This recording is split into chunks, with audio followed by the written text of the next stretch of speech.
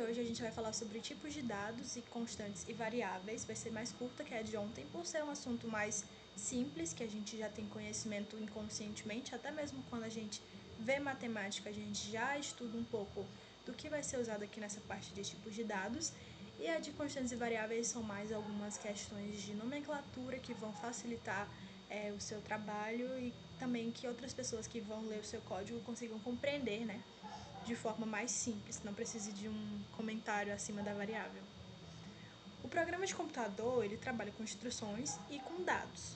As instruções são o algoritmo, né, o passo a passo, e os dados eles são manipulados enquanto o seu programa está rodando. Então você guarda informações para poder usá-la em algum lugar do seu código e retornar alguma coisa para o usuário ou salvar alguma informação que seja importante para você. Os tipos de dados são os formatos que esses dados podem ter. Então, pensa numa bola de golfe. Ela não é uma bola. Se você falar bola, existem vários tipos. Pode ser uma bola de futebol, de golfe, de beisebol, de boliche. Você precisa falar mais algumas características sobre ela, tipo o peso dela, qual é a cor dela, qual o material que ela é feita.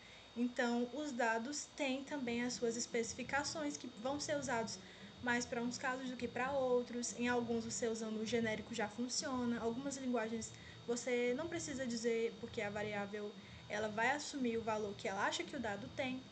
Então, tem alguns que são mais transparentes, tem outros que você precisa declarar no começo, né, igual o Portugal, e a gente vai ver aqui nessas linguagens como é que funciona, mais ou menos. Eu trouxe aqui os conjuntos, né, matemáticos, que tem os números naturais, os mais simples, que a gente consegue contar nos dedos, por exemplo, 1, 2, 3 e assim por diante. São números positivos, que não tem ponto flutuante, então eles são números secos, por assim dizer. Tem os números inteiros, que englobam todos esses números naturais e os seus opostos, então números negativos, menos 1, menos 2, menos 3. Os números racionais, que são aqueles que podem ser representados por uma fração. Por exemplo, 1,5. Esse 0,5 pode ser representado com 1 sobre 10. Então, são números racionais. Os números irracionais são aqueles, geralmente provém de uma raiz, né, uma raiz quadrada, e aí são números que eles têm vírgula e depois da vírgula você não consegue prever muito bem essa sequência que está acontecendo. Então, π é um número infinito, porque tem infinitas casas e não tem uma periodicidade. Se fosse, por exemplo, 12, 12, 12, 12, 12, você ainda assim conseguiria transformar essa matéria em um número inteiro. Só que os que forem 1, 2, 3, 5, 7, 9, 6, 7, 1, 2, 4, 6, você não sabe o que vem depois, é muito imprevisível, então são números irracionais. Números racionais não podem ser irracionais ao mesmo tempo, é uma questão de lógica, porque você não consegue representar ele em uma fração, em um número inteiro, então não dá. E tem os números reais, que abarcam todos os outros conjuntos, os irracionais, racionais, reais, naturais e inteiros. E aqui eu trouxe os principais tipos de dados que são utilizados nessa primeira fotinha. São de uma forma genérica, né? Os tipos de dados numéricos, que podem ser inteiros, sem ponto, real com ponto, literal aqui no caso que ele está falando é a string, e o lógico, né, verdadeiro ou falso. E aqui embaixo eu trouxe uma tabela que vai especificar ainda mais aqui a parte do inteiro, porque o número inteiro ele pode ser um byte, que vai de menos 128 até 127. Então, se você quiser representar um número que vai gastar menos memória no seu programa, você pode declarar como um byte, para não ficar alocando memória para um float, sendo que você vai usar um número pequenininho, sabe? Mas geralmente a gente não faz essa separação.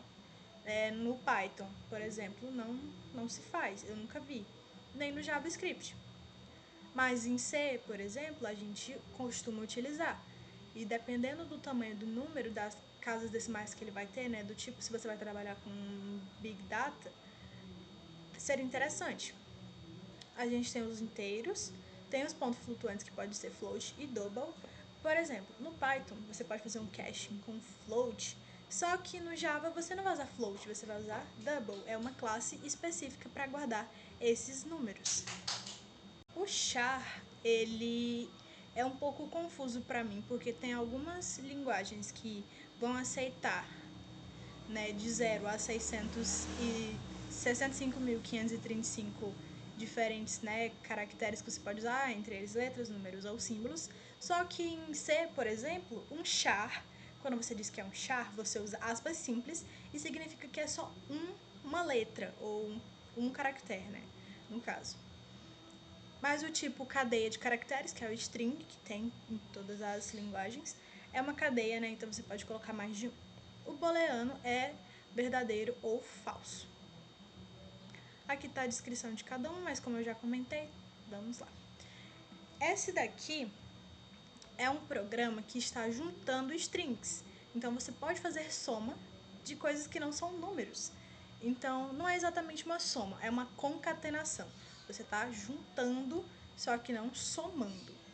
O programa acaba entendendo que quando tem strings, você bota um mais, você quer juntar aquelas duas coisas. Então ele só vai, né, colocar uma depois da outra, na ordem que você colocou.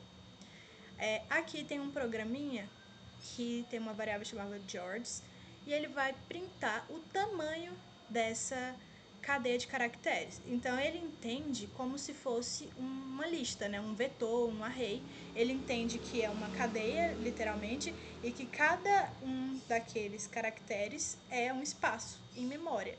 Então aqui ele está dizendo que tem 7 espaços, né? Essa palavra tem 7 letras. E aqui a gente tem a opção de mandar um número, só que no formato de string, e pedir para o programa converter para inteiro. E depois disso vai funcionar a soma, não mais como a concatenação. Se você tivesse colocado aqui string mais um número, talvez ou ia dar um problema de compilação, porque ele ia dizer que não conseguia somar porque são tipos diferentes, ou ele só colocaria um no final do outro, ou seja, transformaria tudo para string. Tem algumas linguagens que são mais flexíveis que outras. Aqui eu coloquei os arrays, só que eles não são tipos de dados primitivos, né? Porque eles são uma lista, eles têm vários elementos, né, que podem ser de um mesmo tipo. Tem algumas linguagens que só permitem que sejam do mesmo tipo, e outras, como JavaScript, que é mais flexível, você pode colocar letras, números, enfim, tudo dentro de um mesmo array que não vai ter problema. Certo? Essa primeira parte tá ok, então a gente vai para constantes e variáveis, em que eu trouxe alguns outros códigos para que a gente possa estudar aqui. Quando a gente vai desenvolver um algoritmo, a gente precisa lidar com dados, eu já falei sobre isso. A manipulação de dados e retorno de informações é o ponto-chave dos programas. Então a gente vai precisar manipular, acessar ou alterar um valor qualquer. As constantes são espaços, pensa numa caixinha, né, que vai guardar alguma coisa dentro. E aí, elas não podem mudar. Essa caixinha é como se você coloquei uma flor dentro dessa caixinha e tranquei com cadeado. Ela não vai sair dali. Então a constante é isso, o próprio nome já disse, é uma coisa imutável. E aqui, eu falo também das variáveis, que são caixinhas também, assim como as constantes, só que eu consigo abrir essa caixa, tirar o que estava dentro e colocar outra coisa. Ou só acrescentar ao que já estava lá, mas deixar no mesmo lugarzinho. E aqui eu trouxe um exemplo em C, na verdade 3 exemplos em C, em que a gente tem um int, ou seja, um inteiro, a gente tem que declarar em C antes de começar o programa. Então eu declaro 3 variáveis aqui. Tá vendo que essa soma aqui, ela não tem nenhum valor pré-definido, mas eu tenho que dizer que eu vou usar ela em algum ponto do programa. Então aqui eu faço, né, a atribuição. Aqui é uma constante. Então, em C#, a gente usa define, né, para poder dizer que uma coisa não vai mudar. Isso é muito comum quando a gente vai fazer com pi. A gente bota defina pi igual a 3,14. E aí, quando a gente chamar o pi, né, sempre vai ser 3,14. Aqui também está sendo usado, só que no intuito de ICMS, né, um imposto. Aqui, quando ele declara só como float, só o tipo e o nome significa que ela é uma variável. E quando tem esse define, significa que ela é fixa. A gente tem outro exemplo aqui também, que ela faz 2 variáveis. E aqui ela usa o const em vez do define. Então tem esses 2 jeitos de fazer em C. Sobre os nomes, eu trouxe algumas convenções que são interessantes de saber. Usar nomes significativos foi algo que eu já comentei com você, que let a não diz nada. Só se você estiver falando da letra do alfabeto, você botar let a e botar, entre aspas, a. dizendo que é isso que você quer dizer. Mas se não, não funciona. A gente usa geralmente nomes com uma letra só quando a gente vai fazer for, let e, porque a gente sabe que é o index, porque já é uma convenção do for. Quando você faz um JavaScript que, por exemplo, deixa eu fazer um arquivo aqui. Se você bota for e espera, né, que a linguagem dê a sugestão, ela vai sugerir já essa opção aqui que tem um quadradinho, ela já cria por index. Então já é um padrão da linguagem chamar index ou i. Então, por isso a gente usa uma letra só, mas se não é convenção, não use. Os nomes significativos aqui, no caso, eu falo de A igual a 10. O que é A? Seria a idade. Então coloca o nome idade. Data. Data do quê? Data de nascimento, casamento, de morte, de um meteoro que caiu na Terra? Você tem que especificar. Então, data de nascimento. E evitar abreviações. Eu sei que você bota user. Usuário, tá? Usuário. Não é que está abreviado no seu caso, mas é o ponto dessa segunda aqui. Defina o uso de uma linguagem natural. Só português ou inglês. Você colocar nome, Sibeli, e depois colocar last name, Maciel. Sabe? Ou você colocar as suas variáveis em português e aí as suas funções em get nome. Get nome? Como assim? Você está usando português e inglês? Eu sei que você é bilíngue, mas calma. Geralmente a gente usa o inglês, porque aí se você subir seu código, pessoas de todo mundo vão conseguir acessar, né? E também uma coisa interessante, essa fotinha eu tirei de um artigo que eu mesma fiz, tá? Depois eu posso mandar, que são algumas práticas também legais a respeito de clean code, código limpo, que eu expliquei sobre os padrões de escrita, que são camel case, snake case, kebab case e pascal case. Em cada linguagem a gente costuma usar um diferente. Em Java, a gente usa muito camel case, só que com a primeira letra em maiúscula, que seria o uppercase, porque tudo em Java, em C Sharp, são com letra maiúscula no início. Se você colocar com letra minúscula, o próprio JavaScript, o próprio VS Code vai reclamar, dizendo: você quer usar a convenção? Você quer dizer camel case com C maiúsculo? Em Python a gente costuma usar o Snake, né? Porque é Python, enfim. Só que também tem gente que usa o camel case. Eu gosto do Snake case, porque eu acho que fica mais visível, mas aí vai de cada um. Aqui eu trouxe as convenções. Essas convenções de Java tem um documento que fala explicitamente sobre isso e também tem as PEPs do JavaScript, que eu descobri 8, por exemplo, a PEP 8 é como se fossem a ISO, sabe? Eles dão algumas definições legais, então você pode pesquisar depois. Mas aqui, ó, a classe do Java é com letra maiúscula e os outros, né, outras variáveis são feitas com camel case. Aí agora, quando a gente fala de final string, a gente está dizendo final significa constante, constante do tipo string chamada mensagem padrão. Quando é uma constante, a gente costuma botar com letras maiúsculas, gritando e com um padrão de snake case. Já aqui no JavaScript, a gente costuma usar o Pascal case, que é com a primeira letra em upper, e as variáveis com camel case.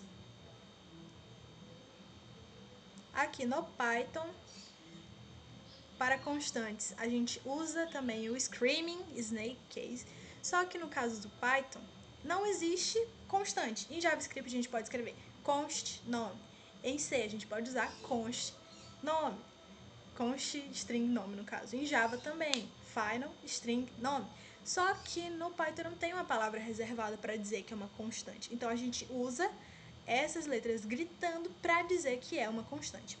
Eu escrevi aqui um adendo porque a gente consegue ter constantes quando a gente usa bibliotecas específicas que já tem constantes salvas. Aí eu trouxe aqui a própria documentação do Python, né, que a gente tem o math.py, que ele já traz a constante do pi, math.i, que traz uma precisão logarítmica, tal, que eu não sei o que significa, mas é uma constante aqui do círculo.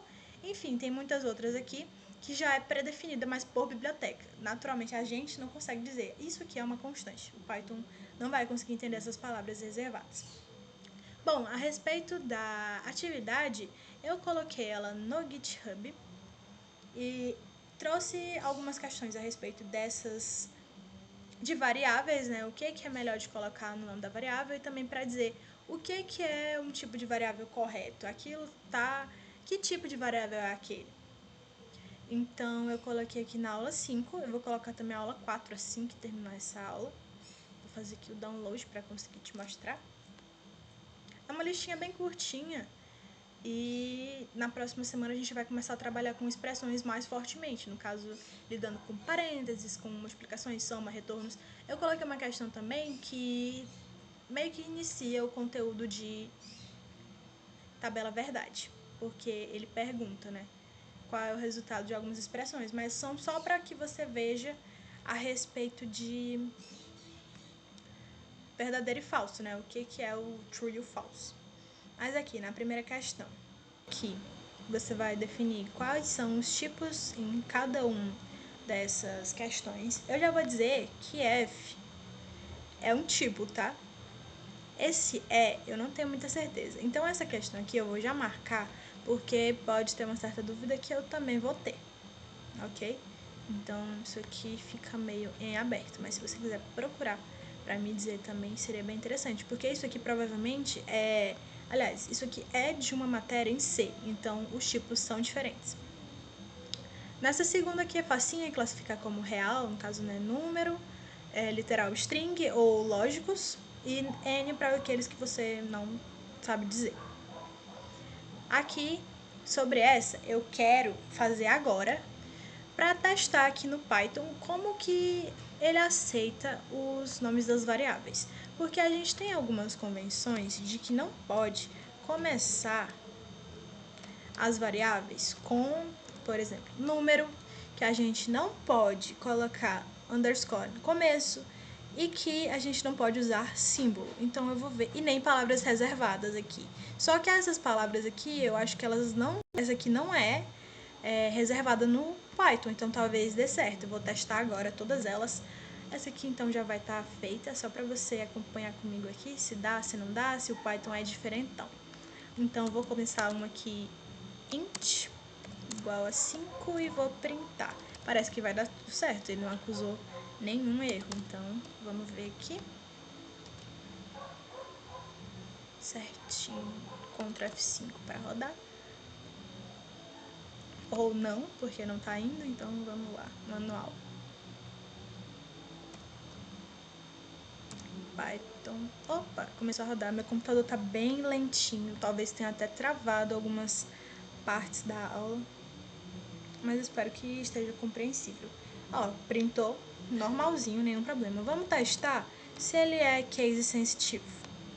Olha, eu acho que agora vai dar um erro, hein? Acho que agora vai dar um erro. Pai, aula 1. Eu botei o nome todo errado, né? Mas, enfim. Sim, ele deu um erro. Ele printou o tipo que eu coloquei aqui dentro. Então, ele é case sensitivo, sim. Então, agora vamos tentar com a palavra char. Char. Igual a 5 e printar o char. Acho que também vai dar tudo certo aqui. Sim, deu certo. Não, sem problemas. Então, vamos tentar colocar o char com um underscore no começo. Também não reclamou de nada, deixou. Então, sem problema. E agora vamos colocar um símbolo aqui no final. Símbolo ele não aceitou, tava bonzinho demais pra ser verdade. E agora vamos ver se começando com um número. Também não. Então, essas são as situações. Nessas outras aqui todas iriam dar certo. XS não ia ter problema. Não. Sim. Começando com maiúscula, a gente já viu, não tem problema. Então é isso. Mas prestar atenção sempre na linguagem que você está usando. Se fosse C, não ia deixar. Com char. E é isso. Então, boa sorte. Eu vou atualizar aqui, porque eu retirei uma questão. Qualquer dúvida pode me chamar. Mas eu deixei as mais legaisinhas aqui para esse assunto. E na próxima semana a gente aprofunda nas expressões e faz exercícios mais aprofundados, né? Com mais cálculos. E depois a gente entra logo nas estruturas de repetição, enfim, fazendo muito mais exercício. Agora a gente vai pra valer. É isso. Bom final de semana.